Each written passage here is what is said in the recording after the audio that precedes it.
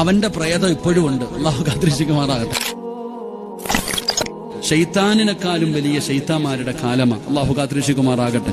ഇബിലീസിനെ കുറിച്ച് നമ്മൾ എപ്പോഴും പറയാറുണ്ട്, ഇബിലീസിനെക്കാളും വലിയ ഇബിലീസുകൾ ജീവിച്ചിരുന്ന കാലമാണ്. ഏതാണ് ഇബിലീസ് എന്ന് പോലും തിരിച്ചറിയാൻ പറ്റുക. നമ്മൾ ചരിത്രം പറയാറുണ്ട്, നാളെ നരകത്തിന്റെ മുമ്പിൽ വെച്ചുകൊണ്ട് തന്റെ അനുയായികളോട് ഇബിലീസ് ഒരു പ്രസംഗം നടത്തും. അങ്ങനെ പ്രസംഗമെല്ലാം നടത്തിയിട്ട് നീ പൊക്കോ ഓരോരുത്തരിങ്ങനെ നരകത്തിലേക്ക് കയറ്റിവിടുക. അപ്പൊ ഇബിലീസ് ഇങ്ങനെ ഇരിക്കുമ്പോ സാക്ഷാൽ ഫിർഔൻ ഇങ്ങനെ നടന്നു വരുമെന്ന്.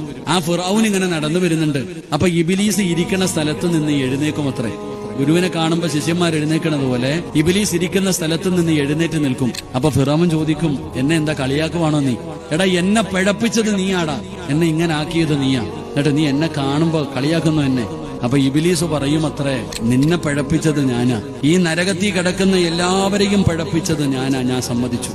പക്ഷെ എന്നാലും നീ സാധാരണ ആളല്ല. അപ്പൊ ഫിറോവൻ ചോദിക്കും, അതെന്തേന്ന്? എന്റെ പ്രിയപ്പെട്ട സഹോദരങ്ങളെ, ഇബിലീസ് ആരോടെങ്കിലും ഞാനാണ് അല്ലാ എന്ന് പറഞ്ഞിട്ടുണ്ടോ? അന്ന റബ്ബുക്കുമുൽ അഅല, ഞാനാണ് റബ്ബെന്ന് ആര് പറഞ്ഞിട്ടുണ്ട്? അപ്പൊ ഇതിലെ ഏറ്റവും വലിയ ശൈത്താൻ ഏതാ? ചിന്തിക്കേണ്ടത് അവിടെ. ഇവിടത്തെ ഏറ്റവും വലിയ ശൈത്താൻ ആരാ? ഇതിലെ ഏതാണ് ഏറ്റവും വലിയ ശൈത്താൻ എന്ന് തിരിയണില്ല. അവന്റെ പ്രേതം ഇപ്പോഴും ഉണ്ട്. അള്ളാഹു കാത്തിരക്ഷിക്കുമാറാകട്ടെ. അവന്റെ ആൾക്കാർ ഇപ്പോഴും ഉണ്ട്. അവര് പള്ളിയിലും പരിസരത്തും നമ്മുടെ കുടുംബത്തിലും പലയിടത്തും കാണാറുണ്ട്. അള്ളാഹു അങ്ങനെയുള്ളവരുടെ കൂട്ടത്തിൽ നിന്ന് അള്ളാഹു നമ്മളെ കാത്തിരക്ഷിക്കുമാറാകട്ടെ.